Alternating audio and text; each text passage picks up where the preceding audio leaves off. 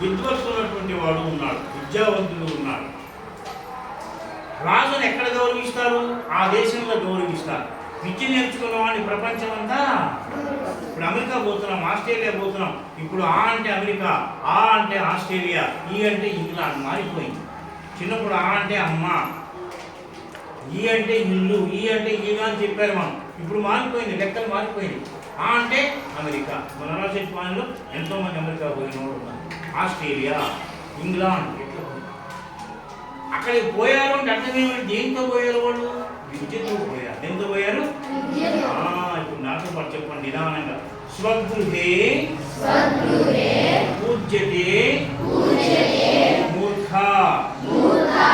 అంటే ఒక మూర్ఖుడు, పెడసలం ఉన్నవాడు, తలపిలుసువాడు, మొండివాడిని వాళ్ళ ఇంట్లో వరకే గౌరవిస్తారు. వాడి భార్య గౌరవిస్తుంది, మహా ఇటువంటి పిల్లలు గౌరవిస్తారు. పక్కింటోడు వాడి మాట వింటారా? సంతాలు కూడా ఎక్కువ మాట్లాడారు. కాబట్టి స్వగృహం వరకే పరిమితైన వాడు ఎవడలా మూర్ఖుడు, అక్కడే వాడు గౌరవించబడతాడు. పక్కింటి వాడు గౌరవించాలి. మాట చెప్పండి. స్వగృహే పూజ్యతే మూర్ఖః, స్వగ్రామే పూజ్యతే ప్రభుః. ఒక ల్యాండ్ లార్డ్ ఉన్నాడు, ఒక సర్పంచ్ ఉన్నాడు, ఒక ప్రెసిడెంట్ ఉన్నాడు, ఒక ఎమ్మెల్యే ఉన్నాడు.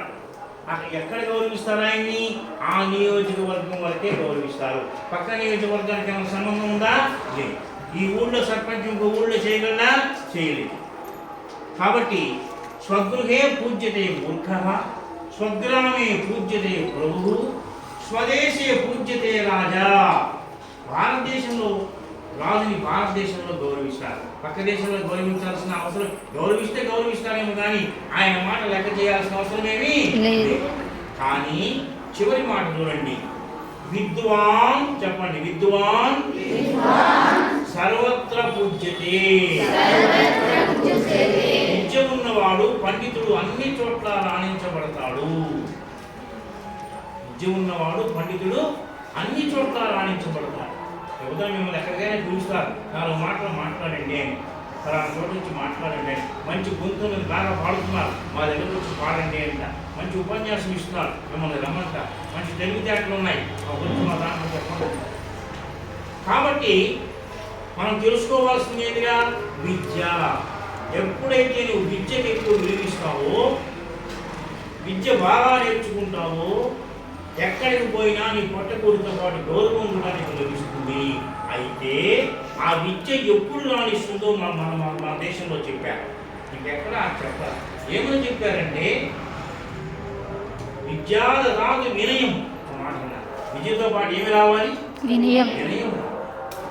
విద్య ఉన్న వాడికి అహంకారం ఉన్నదనుకోండి, వాడి పత్రం మొదలైనట్లే లెక్క. విద్య ఉన్న వాడికి ఏముండాలండి? వినయం ఉండాలి. పెద్దల ఏడ వినయం ఉండాలి.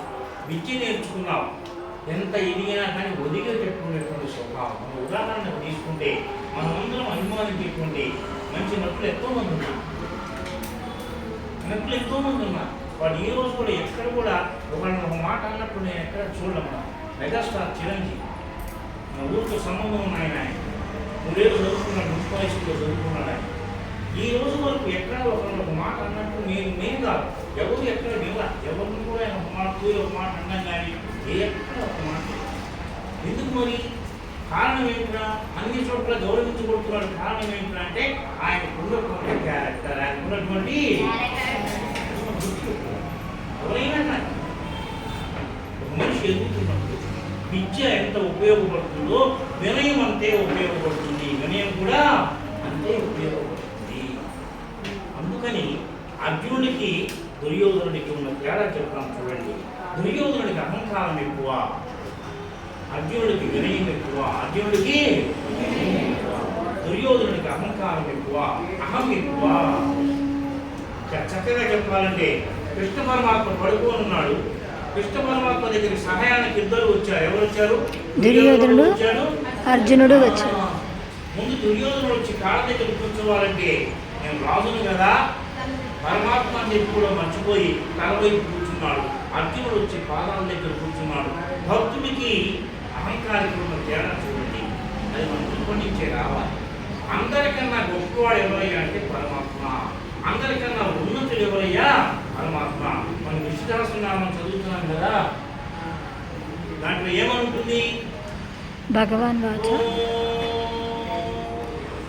విశ్వం విష్ణువు షట్కారో భూత భవ్య భవత్ ప్రభుః భూత కృతూత ఉద్భావో భూతాత్మ భూత భావనః. మూడో మంత్రం చూడండి, వషట్కారః, వశపరుచుకునేటువంటి వాడు, అంతకంటే భగవంతుడు లేడు. విష్ణువు, ప్రకాశించేటువంటి వాడు. విష్ణువు అంటే స్వయం ప్రకాశుడు, స్వయం శక్తివంతుడు, అందరినీ ఆకర్షించేటువంటి పరమాత్మ. పరమాత్మే గొప్పవాడు, ఆయన మించిన గొప్పవాడు లేడు. ఆయన మించిన గొప్పవాడు లేదు. ఆ సత్యాన్ని మీరు తెలుసుకోవాలి. తెలుసుకోవడమే కాదు, ఆచరించాలి. రకరకాల వాళ్ళు మన దగ్గరకు వచ్చి నువ్వు ఫలానా నమ్ముకో అని చెప్తుంటారు. మాకు మా కృష్ణుడు ఉన్నాడు. ఏం చెప్పాలి మీరు?